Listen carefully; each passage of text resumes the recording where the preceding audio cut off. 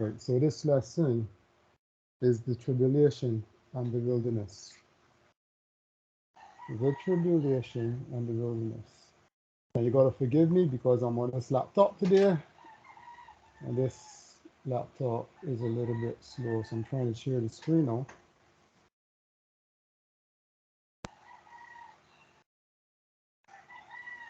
And it is still being very slow.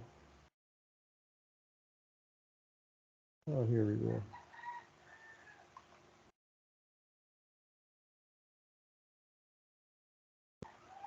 So you guys can see my screen, right?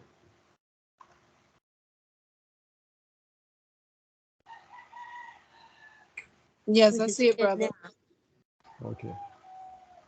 Let me just move this to that side. Okay. So we're going to start this at Revelation chapter 12. And we're going to read verse 1 first, and then we're going to break down who is this you're seeing in verse 1. So this is Revelation chapter 12 and verse 1, and it reads, Sorry, brother. What's the title? the title is Tribulation and the Wilderness. The Tribulation and the Wilderness. So, and this ties into the other two lessons that we did before, the two before this one. So, we start at Revelation chapter 12, and I'm going to read verse 1. And it reads, and there appeared a great wonder in heaven, a woman clothed with the sun, and the moon under her feet, and upon her head a crown of 12 stars. So I'll pause there for a minute because this woman has to be identified. There are many who would say this woman is not even sure, but they say it isn't Israel. So we're going to pick this up in Genesis 37.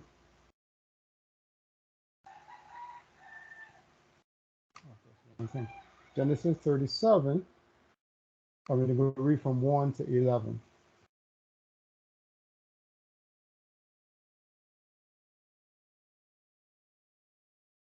So verse 1, and it reads, and Jacob dwelt in the land wherein his father was a stranger, in the land of Canaan. These are the generations of Jacob. Joseph, being 17 years old, was feeding the flock with his brethren, and the lad was with the sons of Bilhah and with the sons of Zilpah, his father's wives.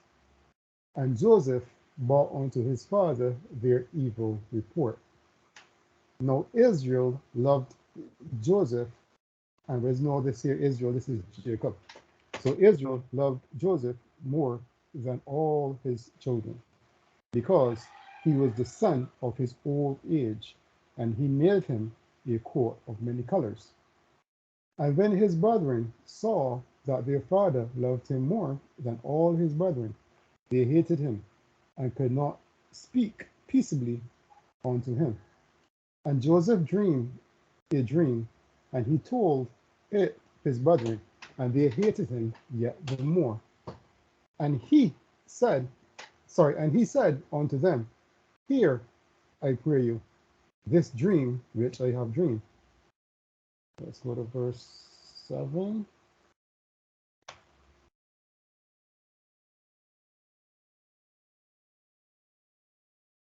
Give me 1 second. Verse 7. For behold, we were binding sheaves in the field, and lo, my sheaves arose and also stood upright. And behold, my sheaf stood round about and made ordinance. Sorry, read that again. Behold, your sheaves stood round about and made ordinance to my sheaf. Verse 8.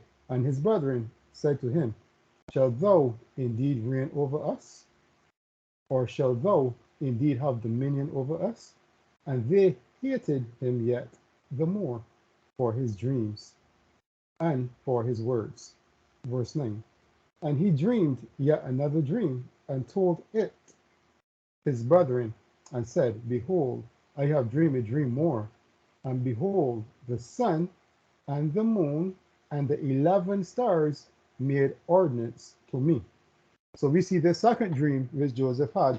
He says the sun, the moon, and the stars made ordinance to him, just as we just read in Revelation chapter 12, verse 1. So, verse 10, and he told it to his father and to his brethren, and his father rebuked him and said unto him, what is this dream that thou hast dreamed? Shall I and thy mother and thy brethren indeed come to bow down ourselves to thee, to the earth? So here in verse 10, this is Jacob that is rebuking Joseph for this dream. This dream, remember, is the sun, the moon, and the stars bow down before him. Now, Jacob is rebuking him and asking him, should me, your mother, and your 11 brothers bow down and worship you? So we see here the identification of the moon, the sun, the moon, and the stars in Genesis 37.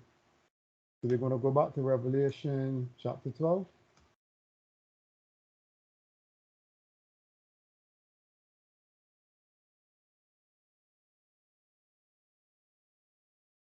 Right, and we go. So we'll start from verse 1 again.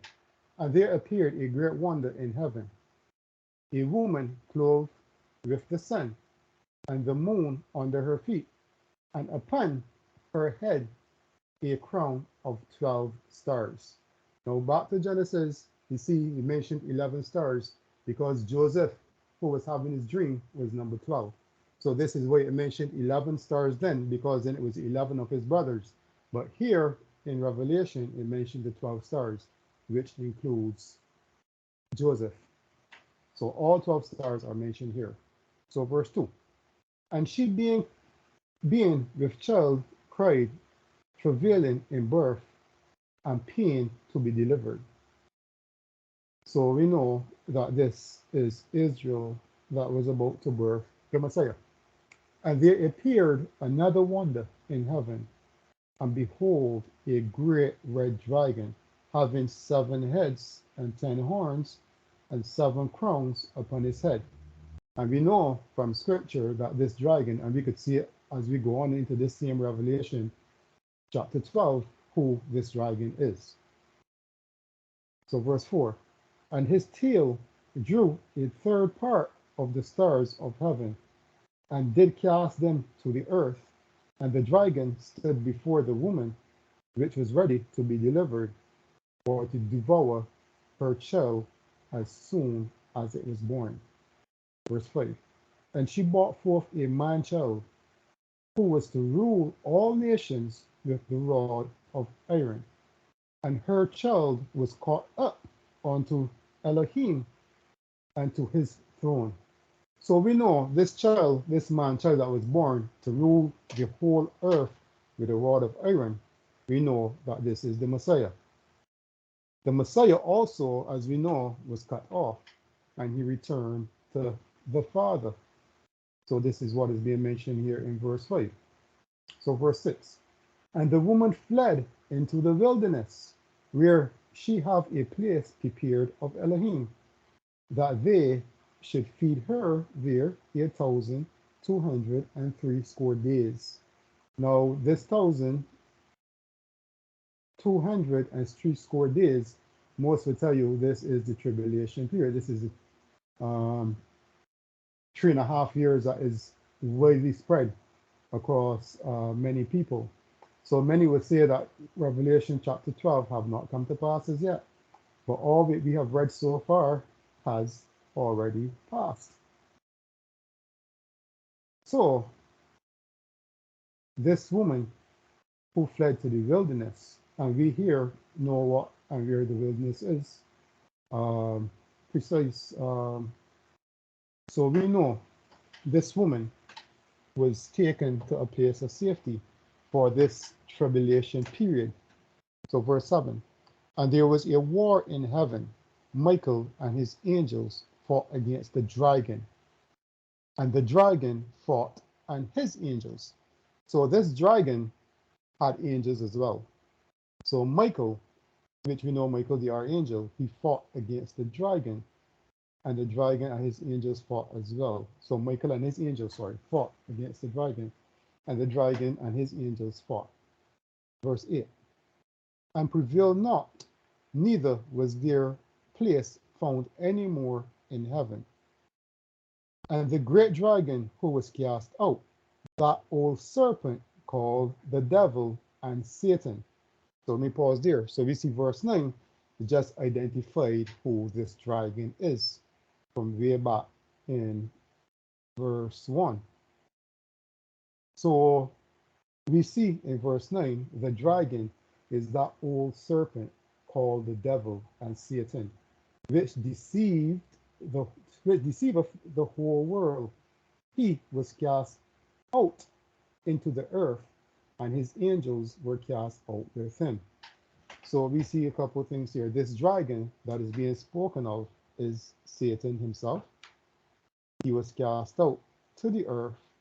There was no more a place found for him in heaven, and his angels were cast out with him. So verse 10. And I heard a loud voice saying in heaven, now is come salvation and strength, and the kingdom of our Elohim, and the power of his Christ. For the accuser of our brethren is cast down, which accuse them before our Elohim day and night. Verse 11. And they overcame him by the blood of the Lamb. So we know who the Lamb is. And by the word of their testimony, and they loved not their lives unto the death. So these here, they loves their life not unto their death. So it's basically saying these people would die because they overcome him with the blood of the Lamb. So these will rather die. Verse 12. Therefore rejoice, ye heavens, and ye that dwell in them.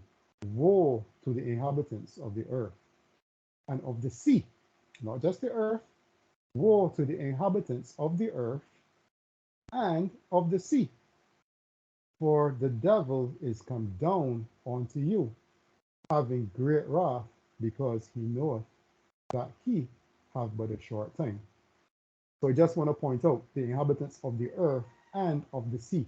We, man, are not inhabitants of the sea. Just bear that in mind. So also the inhabitants of the sea, and we can go a bit further into that in another lesson. Verse 13. And when the dragon saw that he was cast onto the earth, he persecuted the woman which brought forth the man child. So we know Israel is the one who brought forth the man child. So the dragon persecuted Israel. Verse 14. And to the woman were given two wings of a great eagle, that she might fly into the wilderness, into her place, where she is nourished for a time, and times, and half a time from the face of the serpent. So we see here again in verse 14, this woman, she was given wings, and she flew into the wilderness, where she was nourished, or I should say currently being nourished for this time, times, and half a times, which people say is 3.5 years, which people believe that we are not in that time as yet. But the purpose of this lesson is to show you that the tribulation happened and still happening, and we are currently in it for many years now. And also, who the tribulation is really for. Is it for Israel or is it for the whole world?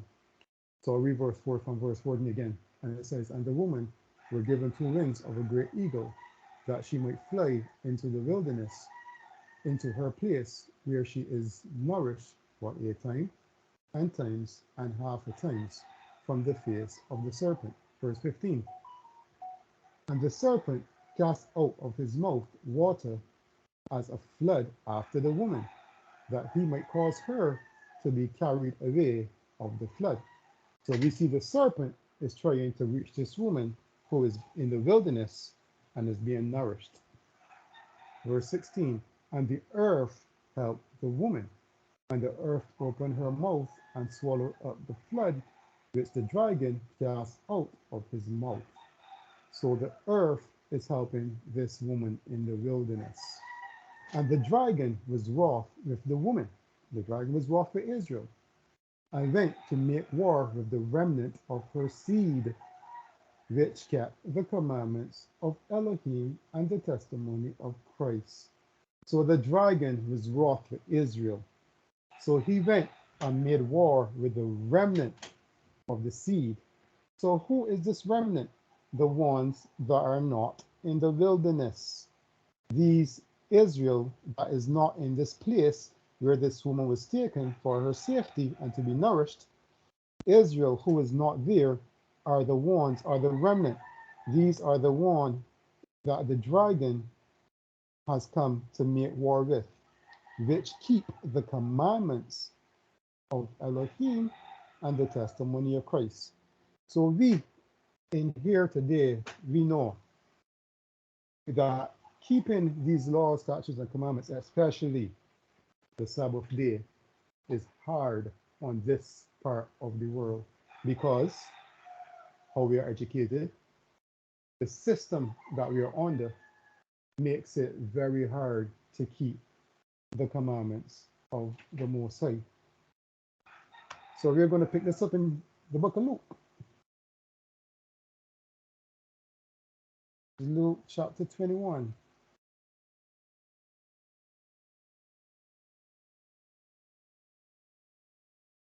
We're going to read from verse 5 all the way down to 28. So this is Luke chapter 5, Luke chapter 21, sorry, reading from verse 5. And it reads, and as some spake of the temple, how it was adorned with goodly stones and gifts, he said, as for this thing which ye behold, the day will come in the which there shall not be there shall not be left one stone upon another that shall not be thrown down. So this is Christ here speaking, and he's telling them about the temple. There should not be one stone left upon another that shall not be thrown down. So Christ is giving a prophecy here in Luke 21. So verse 7. And they asked him, saying, Master, but when shall these things be? And what sign will there be when these things shall come to pass? And he answered, take heed that ye be not deceived, for many shall come in my name, saying, I am Christ. And the time draweth near, go ye not therefore after them. So let me pause there. Many shall come in my name, saying I'm Christ. Now, when I heard this years ago, I always would think that, people are going to come saying, oh, I am Christ, I am Christ, I am Christ. No, that is not what is being said here. What he's saying here, many shall come in my name. They are going to come literally in his name. And they're going to say, yes, he is the Christ. But they have a doctrine that does not support what they're saying. So they're coming in his name, they're saying he is Christ, but then the teachings or their doctrines are totally different. So I relate this to what we call the church today. They come in his name, they speak glorious, he is the Son of God, but then their doctrine is way off of what the Bible teaches us. So let's go from verse 7. Verse 9. Let's go from verse 9.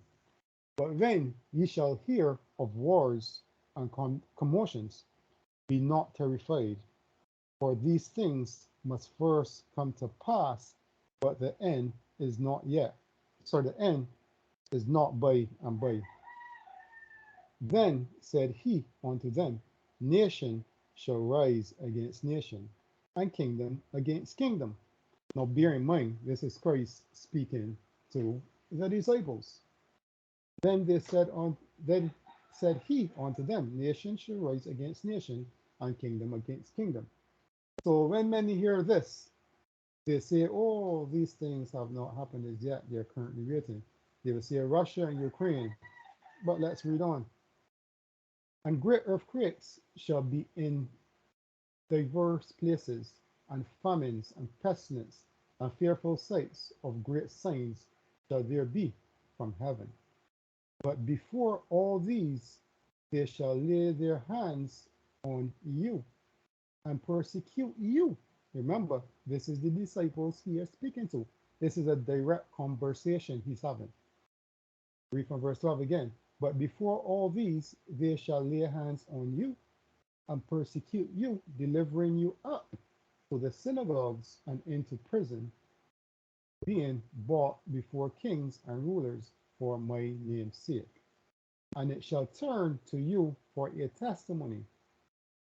Settle it therefore in your hearts, not not to meditate before what ye shall say, ye shall answer.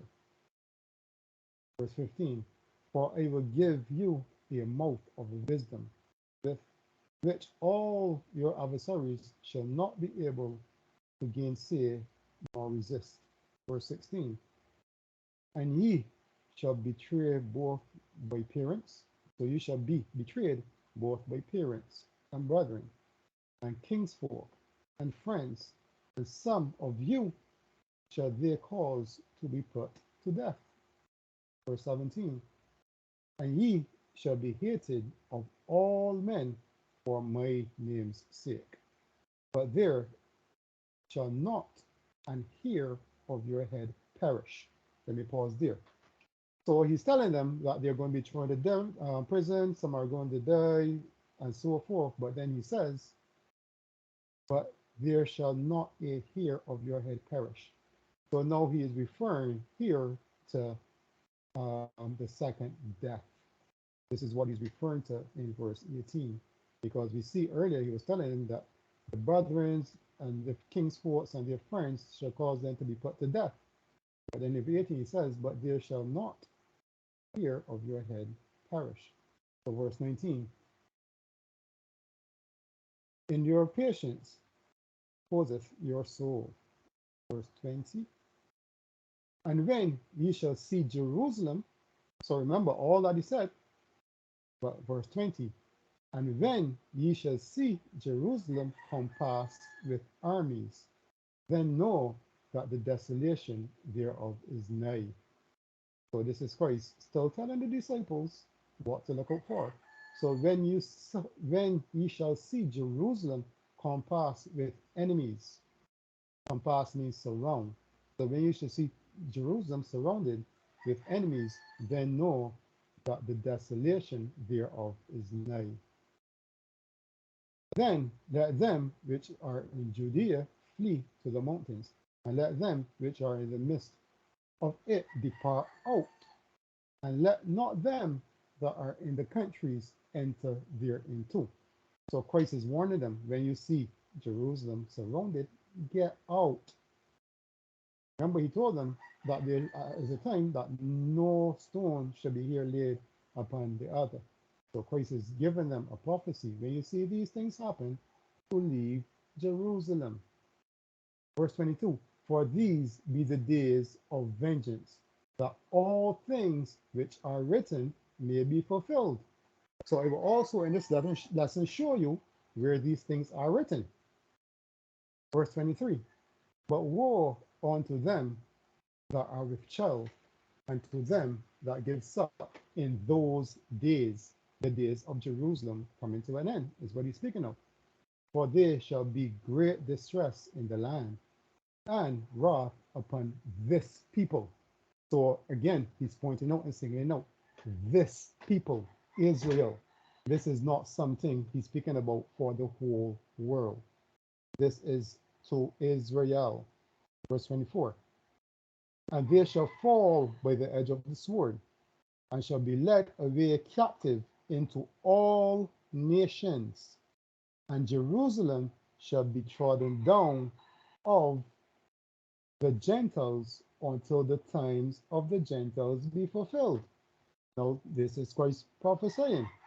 He tells you that a lot of our brothers and sisters will fall by the edge of the sword and will be led away captive into all nations. He's telling you this is where Jerusalem is going to be scattered. This is the beginning of the scattering of Jerusalem. And Jerusalem shall be trodden down by the Gentiles until the time of the Gentiles be fulfilled. He's telling you straight. So the people in the land are Gentiles. And we could go to Genesis chapter 10 and see exactly who the Gentiles are. So this thing where they taught us all of these years that if you're not a Jew, you're a Gentile, that is 100% fake. So let me go on and then I'll go to Genesis 10. I didn't have that here, but I'll go and I'll show you. Verse 25, and there shall be signs in the sun and in the moon and in the stars and upon the earth, distress of nations and perplexity, the sea and the waves roaring, man's heart failing them for fear, and for looking after those things which are coming on the earth, for the power of heaven shall be shaken. And then shall they see the Son of Man coming in the clouds with power and great glory. And when these things begin to come to pass, then look up and lift up your heads, for your redemption draweth nigh.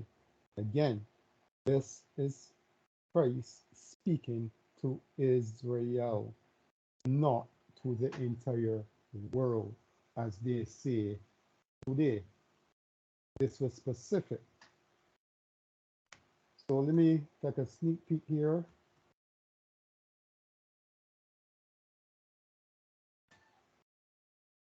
Genesis chapter 10. So, and y'all guys can read this in your own time as well. So Genesis chapter 10, and it says, now these are the generations of the sons of Noah, Shem, Ham, and Japheth. And unto them were sons born after the flood. The sons of Japheth, Gomer, Magog, Medea, Javan, Tubal, Meshesh, and Tyrus. And the sons of Gomer, Ashkenaz. Does that sound familiar? Ashkenazi Jews? Anyhow, Ashkenaz, Ariaph, Riphath, sorry, and to Gomer, verse 4. The sons of Javan, this word is pretty close to English, but Elishash, forgive me for butchering the names, and Tarshish, Kittim, and Dodinim, sorry. Verse 5. By these are the elves of the Gentiles divided into their lands, every one and every tongue after their families in their nations.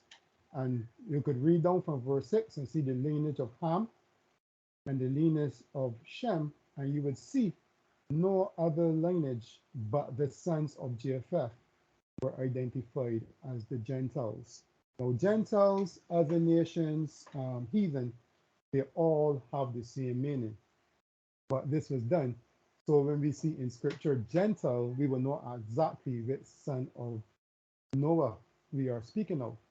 So when it speaks of Gentiles, we are speaking of the sons of Japheth, or who we call the Europeans today. These are the Gentiles.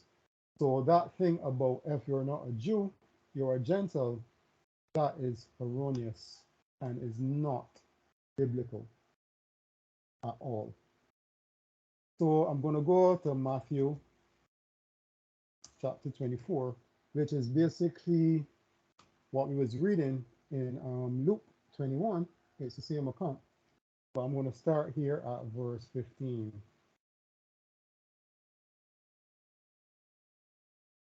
So I'm going to start verse 15 and then I'm going to skip. And I'm going to come back to this at the end of the lesson to show you something here. So from verse 15, it says, when ye therefore shall see the abomination of desolation spoken of by Daniel the prophet stand in the holy place, whosoever readeth, let him understand. Then let them which are in Judea flee into the mountains. Let him which is on the housetop not come down and take anything out of his house. Neither let him which is in the field return back to take his clothes. So this is exactly what we read in Luke 21. Christ is warning them that when you see Jerusalem come past, get out. Don't even go to pick up clothes. Don't go to do anything. When you see this, just go, just leave. So let me skip down to verse 29. And it says, immediately after the tribulation of those days shall the sun be darkened. Remember, we just read that in Luke 21. But here in Matthew 24, it's telling you immediately after the tribulation.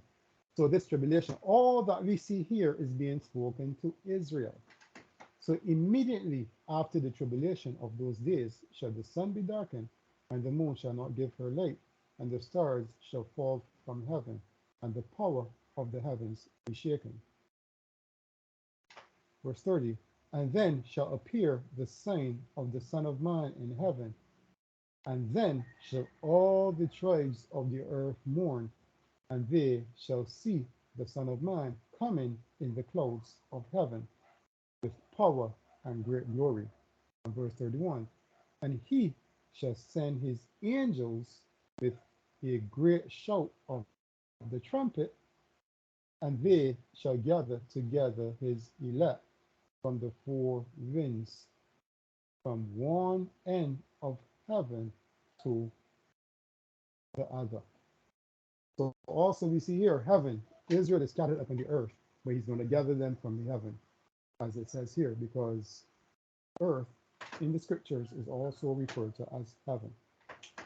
And we read last week, 1 Thessalonians chapter 4, from verse 16, with the shout of the trumpet of the archangel, the dead shall rise. Here we see it, he shall send his angels with the great sound of a trumpet. So this is exactly what happens when Paul spoke in 1 Thessalonians chapter 4.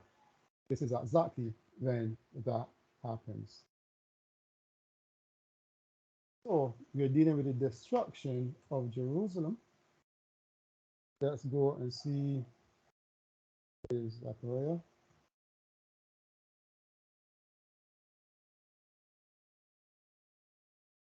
Zechariah chapter 14. I'm going to read verse 1 and 2. And it reads, behold, the day of Yahweh cometh, and the spoil shall be divided in the midst of thee. For I will gather all nations against Jerusalem to battle, and the city shall be taken, and the houses ruffled, and the women ravished, and half of the city shall go forth into captivity, and the residue of the people shall not be cut off from the city. So we see here in the beginning of Zechariah 14, he's also referring to Jerusalem being ravished, captives being taken. So Christ prophesied it, but before Christ prophesied it, the books of the prophets, they have it. It is written in prophecy that this would have happened. So when he says, as it is written, all of these is where we could see it being written. And we're going to go to Hosea chapter 2. Because when people think of Hosea, they only think of Hosea marrying a prostitute. But the whole purpose of Hosea was an example unto Israel in terms of how they were living and what the Most High would do and what he will not do. So Hosea chapter 2, we're reading from verse 14. And it says, read from verse 14 to the end. Therefore, behold, I will allure her and bring her into the wilderness and speak comfortably unto her. So you see here, he's going to allure her. This her is Israel. And he's going to bring them into the wilderness. And he's going to speak comfortably with her. Verse 15. And he will give her her vineyards from thence, and the valley of Achor for a door of hope. And she shall sing there as in the days of her youth, and as in the day when she came up out of the land of Egypt. So again, he's comparing this wilderness experience to the wilderness experience coming out of the land of Egypt. Verse 16, and it shall be at that day, saith Yahweh, that thou shalt call me Ishi, and shall call me no more Balai. Verse 17, for I will take away the name of Balaam out of her mouth, and they shall no more be remembered and they shall no more be remembered by their name.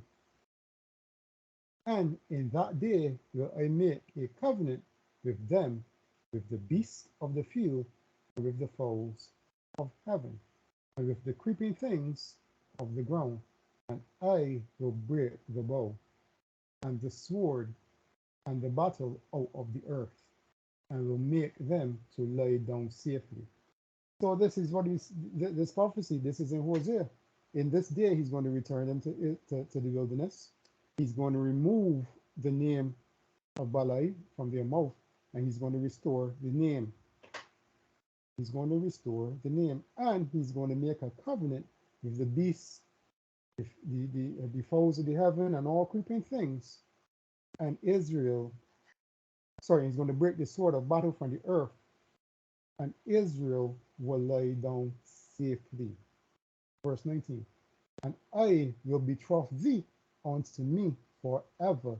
Yea, will I betroth thee unto me in righteousness, and in judgment, and in loving kindness, and in mercies.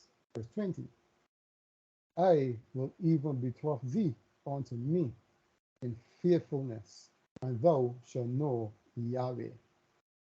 And it shall come to pass in that day, I will hear, saith Yahweh, I will hear the heavens, and they shall hear the earth.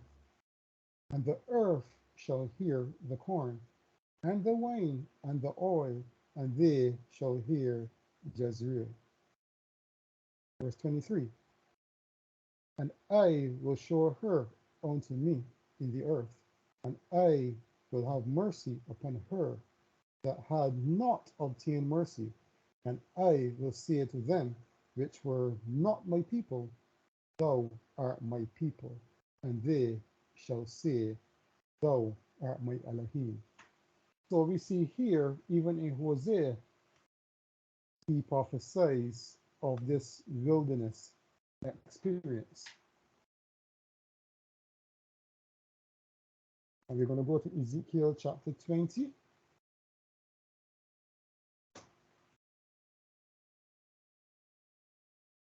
And we're going to read from verse 30.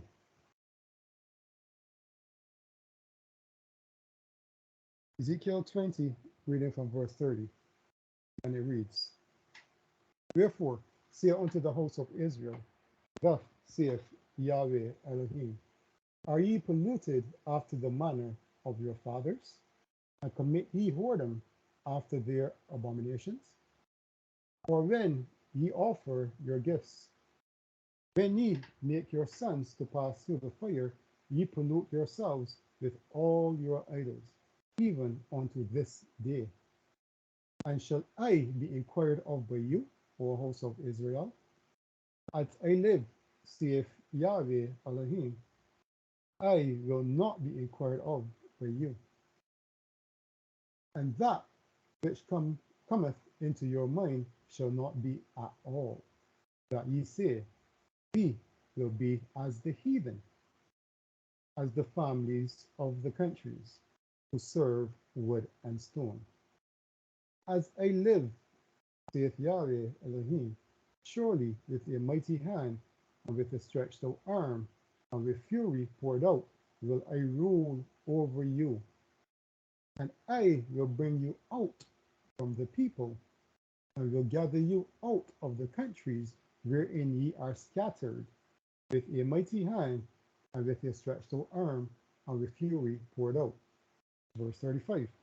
And I will bring you into the wilderness of the people, and there will I plead with you face to face, like as I pleaded with your fathers in the wilderness of the land of Egypt, so will I plead with you, saith Yahweh Elohim.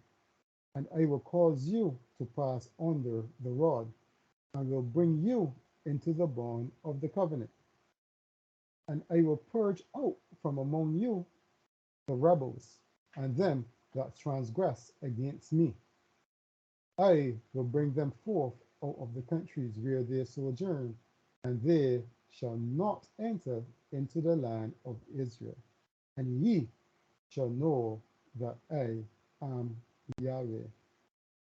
So we see here again, the wilderness is where Israel is headed, where he will take all of Israel out of the lands where they are captive, and he will bring them into the wilderness. But not all that he takes into the wilderness will see the land, because he's going to kill the lot that transgress against him, meaning the law. So Numbers chapter 14, we are going to go to Numbers, and we're going to go into the wilderness of Egypt and go and see what he did there with these people. So reading from verse 1, and it reads, And all the congregation lifted up their voice and cried, and the people wept that night. And all the children of Israel murmured against Moses and against Aaron. And the whole congregation said unto them, Would Elohim that we had died in the land of Egypt? Or would Elohim we had died in this wilderness? And wherefore have Yahweh brought us into this land to fall by the sword, that our wives and our children shall be a prey? Were it not better for us to return to Egypt? Verse 4. And they said one to another, Let us make a captain, and let us return to Egypt. So we see here our ancestors wanted to return to Egypt. Verse 5. And Moses and Aaron fell on their faces before all the assembly of the congregation of the children of Israel. And Joshua the son of Nun, and Caleb the son of Jephunneh, which were of them that searched the land, rent their clothes. And they spake unto all the company of the children of Israel, saying, The land which we passed through to search it is an exceedingly good land. Verse 8. If Yahweh delight in us, then he will bring us into this land, and give it us, a land which floweth with milk and honey. Only rebel not ye against Yahweh, neither fear ye the people of the land, for they are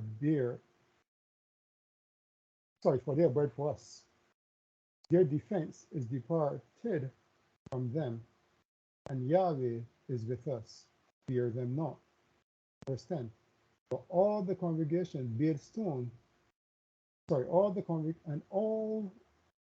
congregation bade stone them with stones. And the glory of Yahweh appeared in the tabernacle of the congregation before all the children of Israel. So the children of Israel wanted to stone them at this point because of what they were saying. Verse 11. And Yahweh said unto Moses, How long will this people provoke me? And how long will it be ere there be? Let me read that again. How long will this people provoke me? And how long will it be ere they believe me? For all the signs which I have showed among them. Verse 12.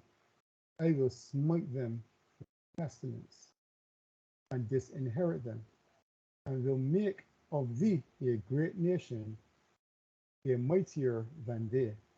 So here's the Moses saying he's going to kill them all and make a great nation, even greater nation, out of Moses. So verse 13.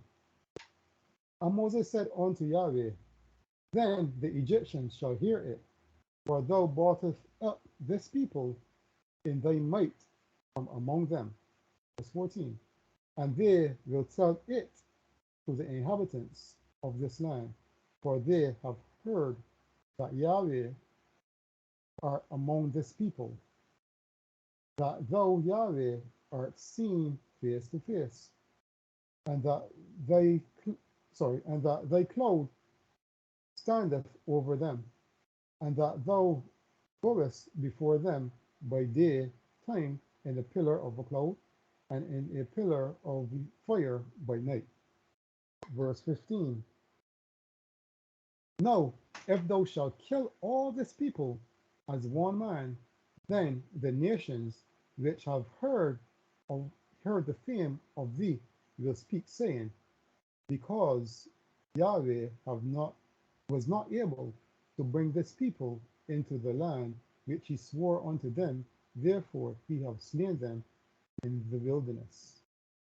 So here Moses is telling Yahweh that if you do this, then the people that know of your fame and of what you do, now they will say you are not able to bring them into this land that you promised them, so you kill them all. So verse 17.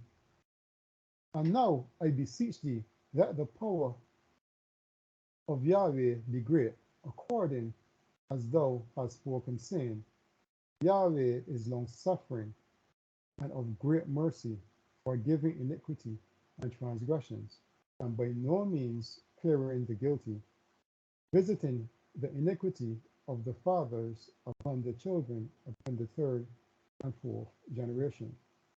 Pardon, I beseech thee, the iniquity of this people, according unto the greatness of thy mercy, and as thou hast given this people from Egypt even until now. Verse 20. And Yahweh said, I have pardoned according to thy word. So here Yahweh hath answered Moses, I have pardoned according to thy word. But as truly as I live, all the earth shall be filled with the glory of Yahweh. Because all those men which have seen my glory and my miracles, which I did in Egypt and in the wilderness, and have tempted me, now these 10 times, I have not hearkened to my voice.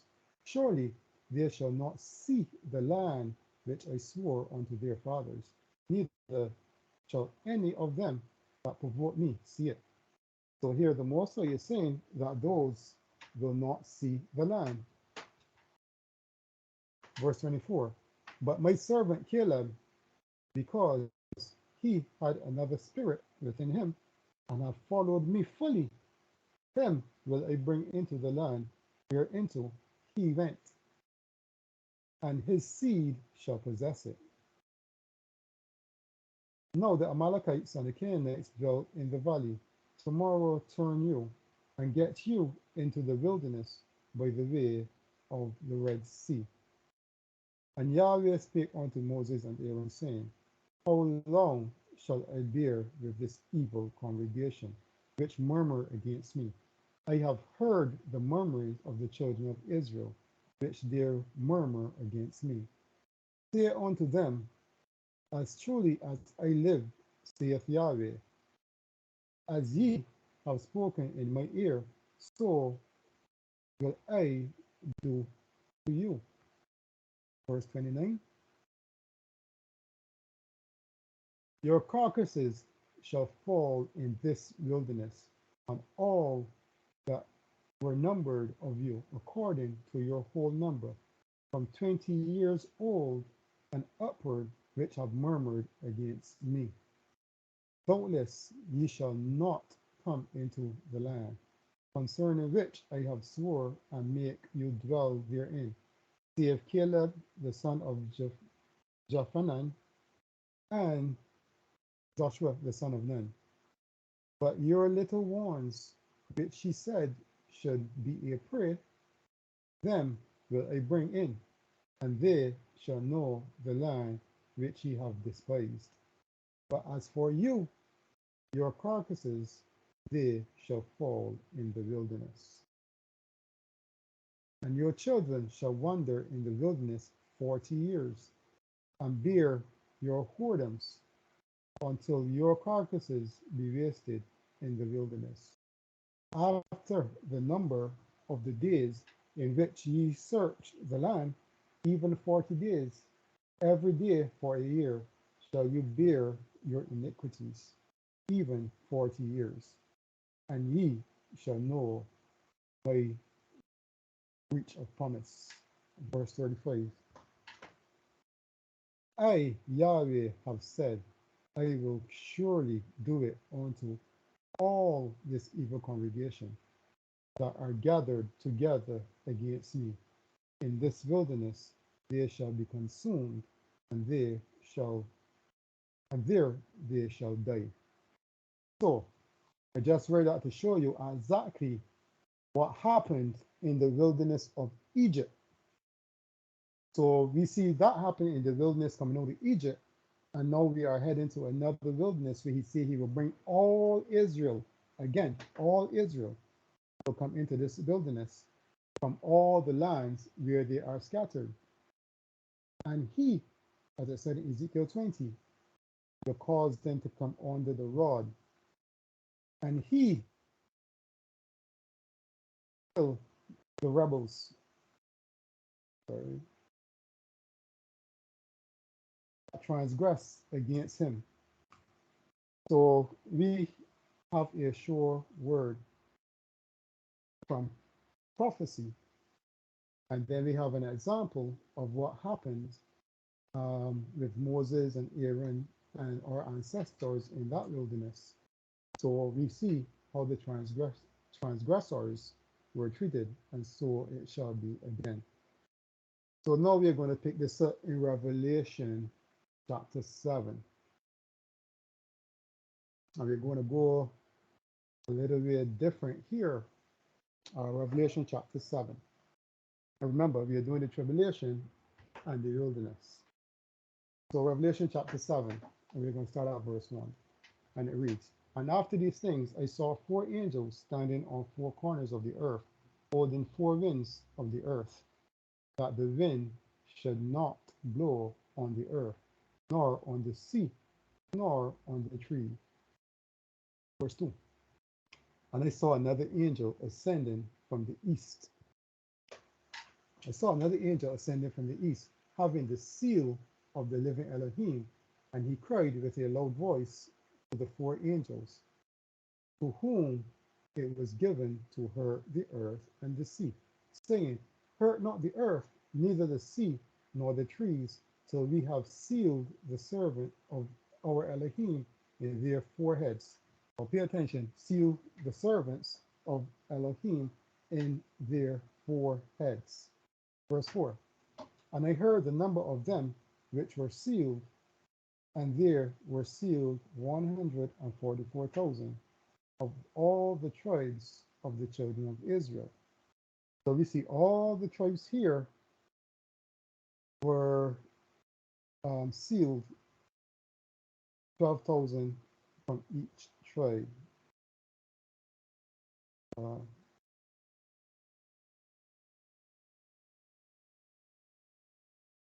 Let me go from verse 10. And it said, And they cried with a low voice, saying, Salvation to our Elohim, which sitteth upon the throne, and unto the Lamb. And all the angels stood round about the throne, and about the elders of the 4 beasts, and fell before the throne on their faces, and worshipped Elohim, saying, Amen. Blessing and glory and wisdom and thanksgiving and honor and power and might be unto our Elohim forever and ever. And one of the others answered, saying unto me, What are these which are arrayed in white robes? So the elder is asking him, what are these of wearing these white robes? And whence came they? And I said unto him, Sir, thou knowest. And he said to me, these are they which came out of the great tribulation and have washed their robes and made them white in the blood of the Lamb. So, verse 14. These are they that came out of the great tribulation and have washed their robes and made them white in the blood of the Lamb. I remember I showed you this great tribulation that Christ spoke of. Um, we see this started with the destruction of Jerusalem. And we see that this great tribulation that has never happened from the time there was a nation until that day, even this day, was the destruction of Jerusalem. So this was a particular people he was speaking to. And this happened to a particular people. This was the start of the Great Tribulation. Verse 15. So, sorry, verse 14. And they washed their robes and made them white with the blood of the Lamb.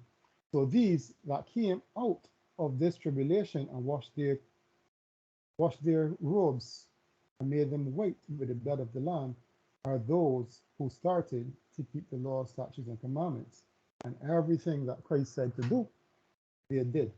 So these are they that are at this point in this account here, verse 15. Therefore are they before the throne of Elohim, and serve him day and night in his temple. And he that sitteth on the throne shall dwell among them. They shall hunger no more, neither thirst any more, neither the sun light on them, nor any heat. For the Lamb which is in the midst of the throne shall feed them, and shall lead them unto living fountains of water, and Yahweh shall wipe away their tears from their eyes. So this is speaking about those in, who are brought out of the tribulation, who wash their robes. But what I want to draw to your attention here is this mark. Right, so in verse 3 it says, hurt not the earth, neither the sea, nor the tree, till we have sealed the servants of Elohim in their foreheads. So this seal or this mark that the servants of Elohim received in their foreheads is what I want to start to deal with here. So we're going to go to Exodus.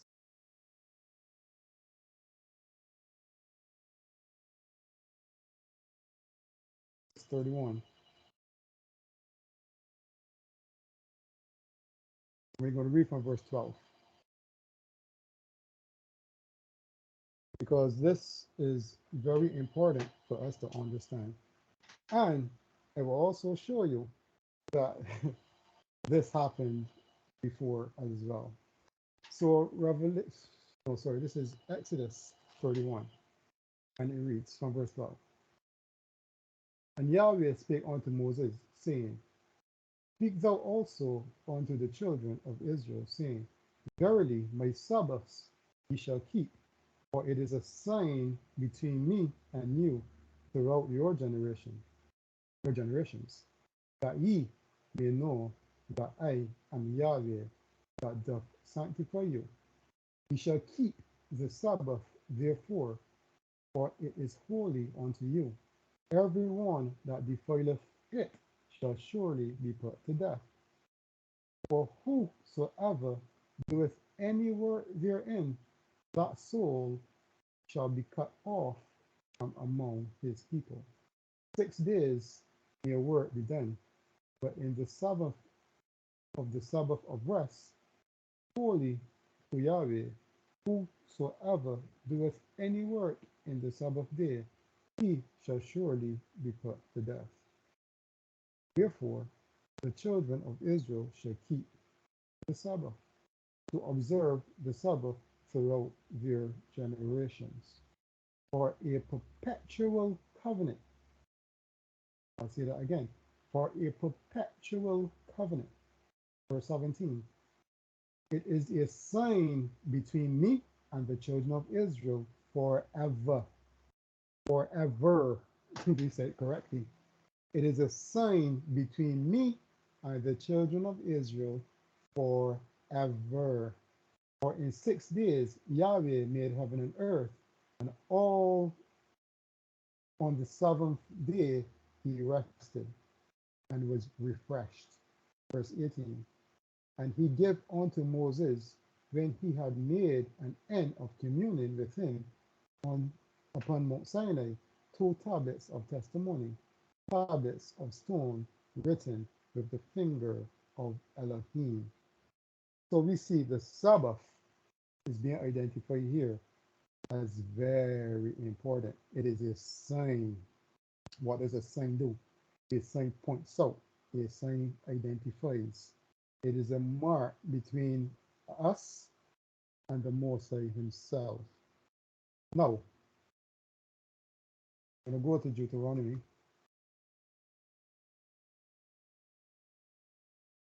Deuteronomy 6. We're going to read from verse 6. Because it is important to understand where this sign or this mark that the Most High has placed on us is located. So we're going to read from verse 6. And it reads, And these words which I command thee this day shall be in thine heart. Verse 7. And thou shalt teach them diligently unto thy children. Shall talk of them when thou sittest in thine house, and when thou walkest by the way, and when thou layest down, and when thou restest up. Verse 8. And thou shalt bind them for a sign upon thy hand, and they shall be as frontlets between thy eyes, and thou shalt write them upon the posts of thy house and on thy gates. So verse 8, and thou shalt bind them for a sign upon thy hand, and they shall be as frontlets between your eyes, which is your forehead. So this is where the sign is given or located, in your hand and in your forehead. Now, let me go back to Matthew 24. I'll read verse 15. I told you I was going to go back there. So Matthew 24, verse 15, and it says, When ye therefore shall see the abomination of desolation spoken of by Daniel the prophet stand in the holy place, whosoever readeth, let him understand. Verse 16, let them that be in Judea flee into the mountains. So this abomination of desolation spoken of in Daniel chapter, let's go to it quickly.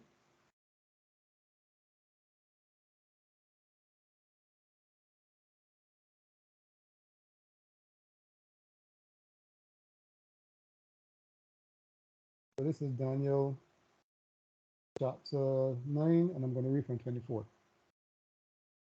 And it reads, 70 weeks are determined upon thy people and upon the holy city to finish the transgression and to make an end of sin and to make reconciliation for iniquity and to bring in everlasting righteousness and to seal up the vision and prophecy and to anoint the most holy. Know therefore and understand that from the going forth of the commandment to restore and to rebuild Jerusalem unto Messiah the Prince shall be 7 weeks and 62 weeks, and the streets shall be built again, and the wall even in troublous times. And after 62 weeks shall Messiah be cut off, but not for himself, and the people of the prince that shall come shall destroy the city and the sanctuary. So we see here the people of the prince shall come and destroy the city and the sanctuary. and the end shall be with a flood, and unto the end the war desolations are determined. Verse 27, and he shall confirm the covenant with many for 1 week, and in the midst of the week he shall cause the sacrifice and oblations to cease. And for the overspreading of abomination he shall make it desolate, even unto the consummation, and that determined shall be poured upon the desolate. So it says, for the overspreading of the abomination, he shall make it desolate. Verse 27. Read that again. And for the overspreading of abomination, he shall make it desolate. So what Daniel is saying here is that for the overspreading of the abominations, those abominations that were being committed, he shall make Jerusalem desolate. This is what Daniel is actually saying here. For those abominations, so we have people today saying, then these people that are in the land today that are not the people, by the way, built a temple, and you see the Pope go into this temple, that is the abomination of desolation, foolishness. So I went to Matthew 24 to point this out, the abomination of desolation that Daniel spoke of. So then I went, show you Daniel spoke of the abomination that shall make it desolate. So let's go and see what these abominations are. We're going to go to Ezekiel chapter 8. Very important, because Daniel spoke about these desolations that is going to make it, these abominations, sorry, that is going to make it desolate. So we got to find out what these abominations are, because he's talking about Jerusalem as it was when the temple stood in Jerusalem. This is not a prophecy that is future, but this is a prophecy that has already passed. So Ezekiel chapter 8, and I'm going to read from verse 1. And it reads, and it came to pass in the 6th year of the 6th month, and in the 5th day of the month, as I sat in my house, and the elders of Judah sat before me, that the hand of Yahweh Elohim fell there upon me. So we see Ezekiel was sitting in the house with the elders of Judah when Yahweh's hand fell upon him. Verse 2. And I beheld, and lo, a likeness as the appearance of fire, from the appearance of his loins, even downward fire, and from his loins even upward as the appearance of brightness, as the color of amber. Verse 3. And he put forth the form of an hand, and took me by the lock of my head. So we see he's telling you here that he was amongst the others sitting, and he saw this appearance. So this is a vision. So verse 3. And he put forth his hand, he put forth a form of an hand, sorry, and took me by the lock of my head. And the Spirit led me up between the earth and the heaven. And this is the earth and the firmament. This is the particular heaven being spoken of here. And brought me in the vision of Elohim to Jerusalem. So this is a vision. He was taken up and he was brought in a vision to Jerusalem. So remember, this is a prophecy. This is something he's being taken and being showed the future. To the door of the inner gate that looketh towards the north, there was the seat of the image of jealousy, which provoketh to jealousy. Verse 4. And behold, the glory of Elohim of Israel was there, according to the vision that I saw in the plain. So he's telling you, I saw this vision very plain. Verse 5. Then said he unto me, Son of man, lift up thine eyes now the way towards the north. So I lift up my eyes the way towards the north, and beheld northward at the gate of the altar this image of jealousy in the entry. Verse 6. He said furthermore unto me, Son of man, seest thou what they do? Even the great abominations that the host of Israel committeth here, that I should go far off from my sanctuary? But turn thee yet again, and thou shalt see greater abominations. So verse 7. And he brought me to the door of the court, and when I looked, behold, a hole in the wall. Then said he unto me, Son of man, dig now in the wall. And when I had dug in the wall, behold, a door. And he said unto me, Go in and behold the wicked abominations that they do here. Verse 10.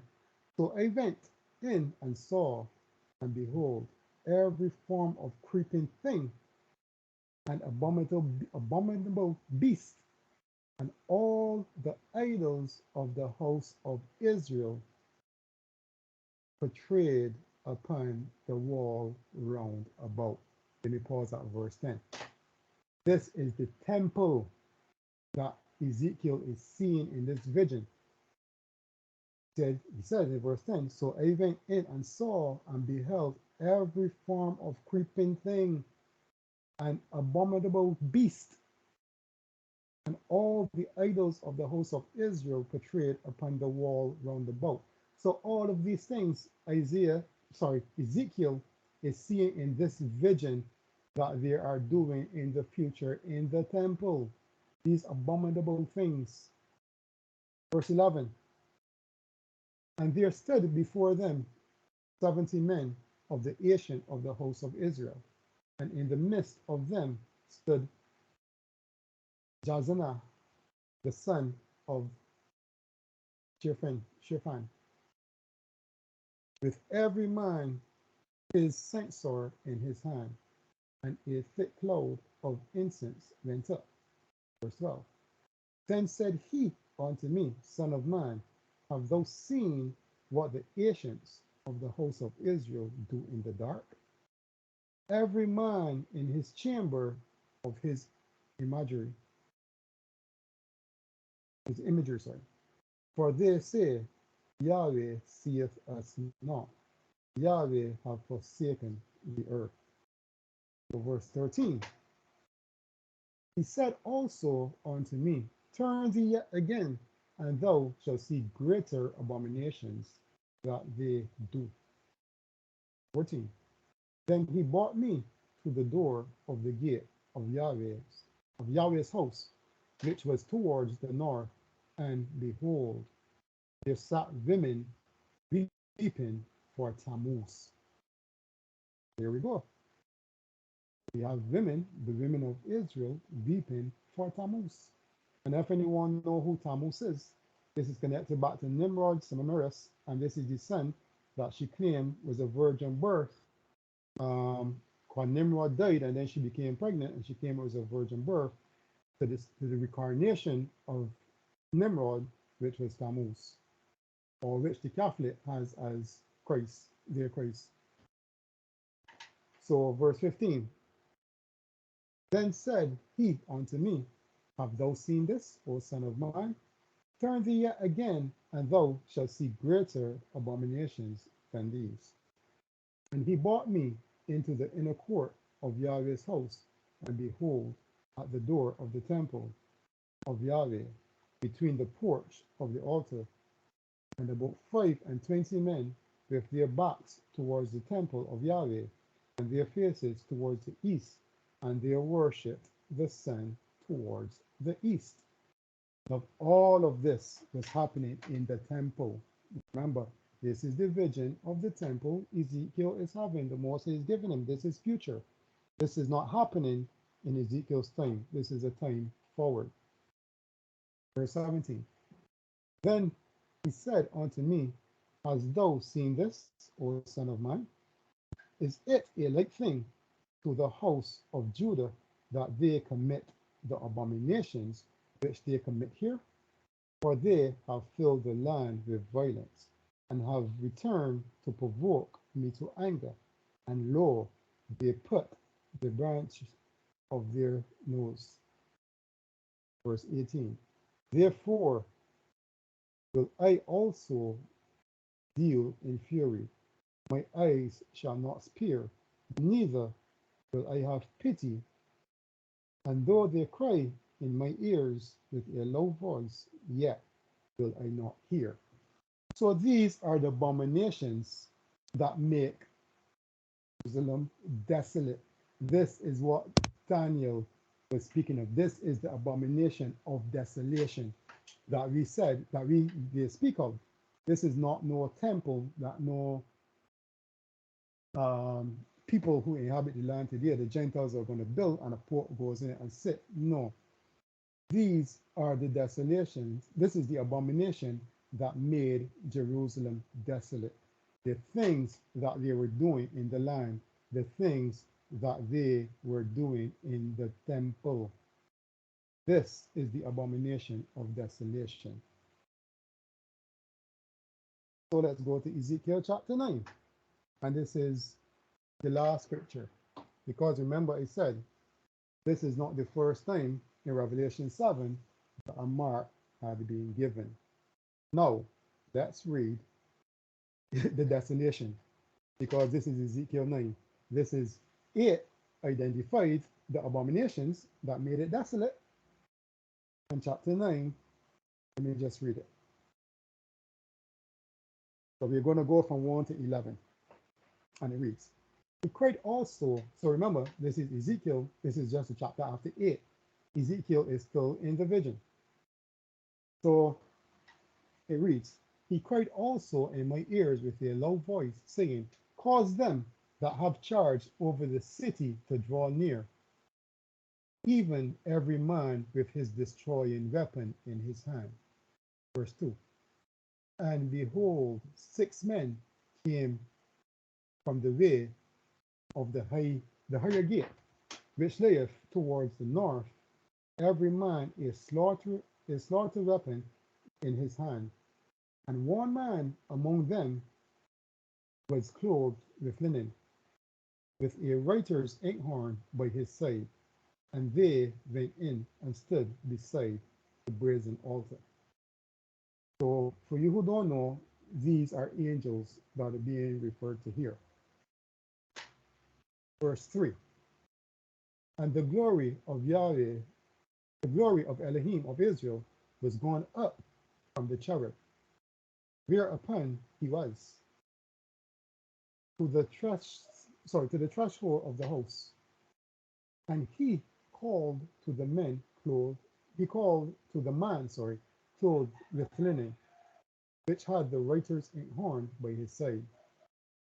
And Yahweh said unto him, Go through the midst of the city, through the midst of Jerusalem, and set a mark upon the foreheads of the men that sigh and that cry for all the abominations that be done in the midst thereof. So here, this angel with the writer's inkhorn, he is being given a task to go and mark all the men that sigh and cry for the abominations. Remember, we just read the abominations in chapter 8. So those who cry and sigh about all these abominations which Israel is committing, put a mark upon their forehead, is what he's saying in verse 4. So verse 5. And to the others he said in mine hearing, Go ye after him through the city and smite. Let not your eyes spare, neither have pity. Slay utterly old and young, both maids and little children and women. So he's not even sparing. Remember, he says, I will have no pity. So not even the little children is going to be spared. So verse 6 again, slay utterly the old and young, both maids and little children and women, but come not near any man upon whom is the mark, and begin at my sanctuary. Then they began at the ancient men which were before the house. So they started to slaughter the ancient men who were before the house or before the sanctuary. Verse 7. And he said unto them, defile the house, and fill the court with the slain. Go ye forth. And they went forth and slew the city.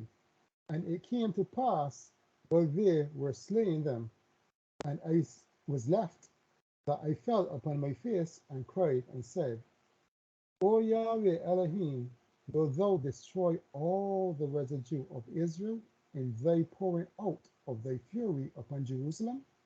Verse 9. And said he unto me, the iniquity of the house of Israel and Judah is exceedingly great, and the land is full of blood, and the city full of perverseness. For they say, Yahweh hath forsaken the earth, and Yahweh seeth not. Verse 10. And as for me also, my eyes shall not spare, neither will I have pity, but I will recompense their way upon their head. And behold, the man clothed with linen, which had the inkhorn by his side, reported the matter, saying, I have done as thou hast commanded thee. So we see here, this was the destruction. The angels went and fought against the inhabitants of Jerusalem, who did not receive the mark in their foreheads. So we see this mark of Revelation chapter 7 was not the first time a mark was given.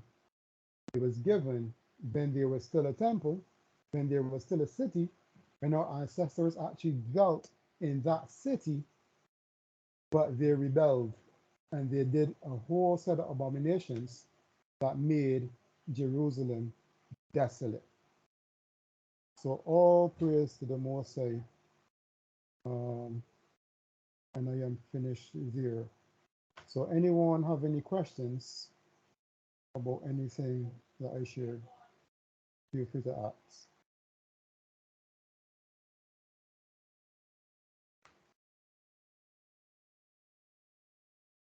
Thank you, brother. I've got a question.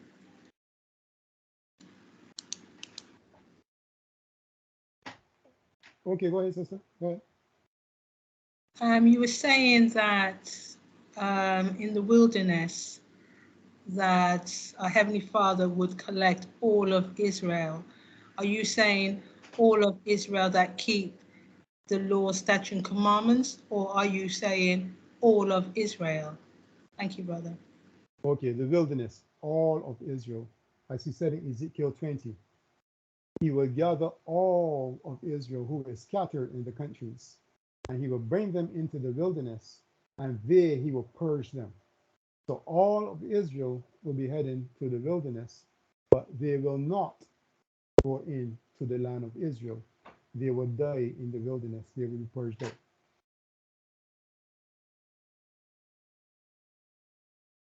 So does that mean so he will collect from the four corners of the earth all of Israel, even though some of Israel are not keeping the law, statute, and commandments, to bring them into the wilderness? Yes, the wilderness, just as in the wilderness of Egypt, as he identified. Remember, when they went into the wilderness, they were not even keeping the Sabbath at that time. So the wilderness is where they learned the Sabbaths and the laws. So we today are learning, well, those who are interested, are learning the laws, statutes, and commandments. So even at the return of Christ, we see the nations, as I did last week. I showed you from Zechariah 14, the nations still existed when Christ returned. So Israel, from what I see in the scriptures, is still scattered at that point. The 144,000 that is identified that is going to rule with Christ, those that which is called the first resurrection, which those who die in him or believe in him shall rise at that point, and those who remain alive that are believers and doing what it takes to receive salvation at that point, those will also be separated. So Israel, who is living according to the Most High and according to his word, that first resurrection, they will make it into that resurrection. But those who are not keeping the law, statutes, and commandments, who are still Israel, the wilderness is where they will be taken, where he says he would deal with them, he would be with them face to face in the wilderness. And then he will purge from among them the rebels, and they will not enter into the land. So this thing about Israel, when people say Israel, and you hear it in a lot of the camps, we are Israel, the promises for us, we're going to inherit the land, we're being taken back into the land. Scriptures does not support that. If you are not doing what you're supposed to do at that point when Christ returns, then you are going to be taken into the wilderness.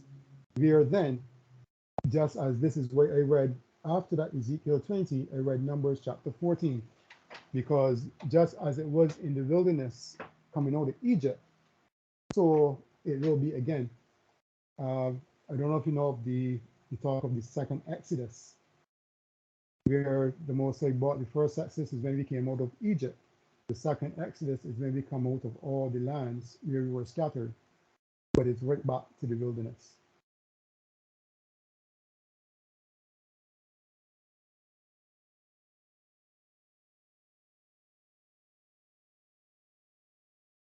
You get that, sister?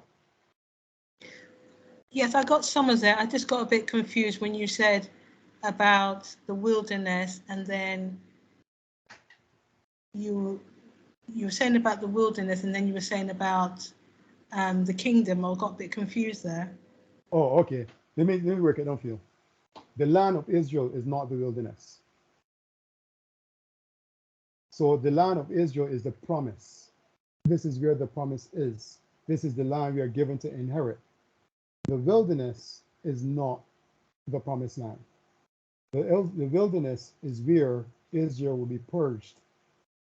At that time, those who remain, they're not going directly into Israel, the promised land, the land where, as it says, flow with milk and honey.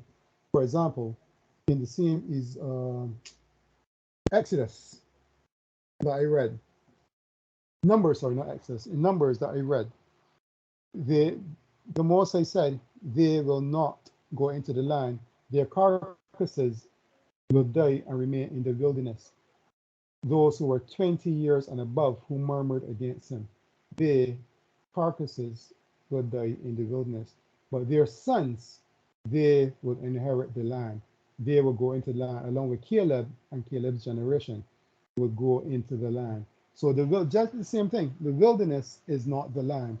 The wilderness is where Israel was purged out before they get to go into the promised land, which is the land that was promised, flowing with milk and honey. So shall it be again, from what I see in the scriptures. Israel is not going, well, let's put today's parlance. We see Israel today, we know who Israel are, and we see how Israel is living today. Israel does not want to keep the laws, statutes, and commandments. Israel is a sinful nation to this day. Very sinful, very prideful. So, having that, those people, our ancestors in that state, was not able to inherit the land.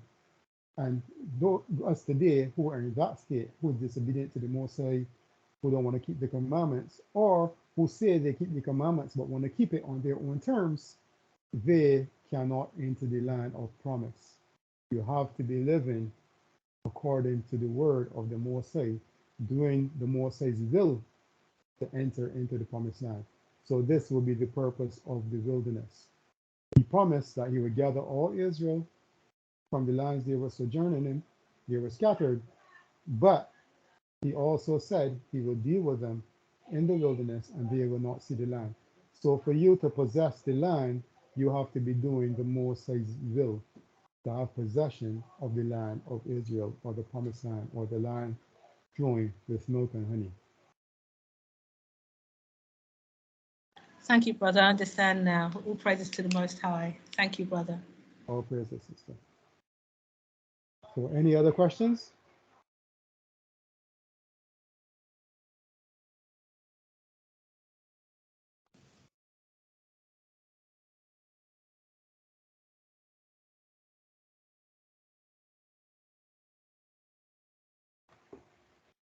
All praises. Give thanks, my brother Elias, for what you presented today. You know, it's good to have that mark. You know, so meaning keep the laws, statutes, and commandments. So we definitely appreciate what you presented today. Give thanks to the Most High Yahweh for His mercies and His kindness, and also His forgiveness. Thank you, man. All praise to the Most High.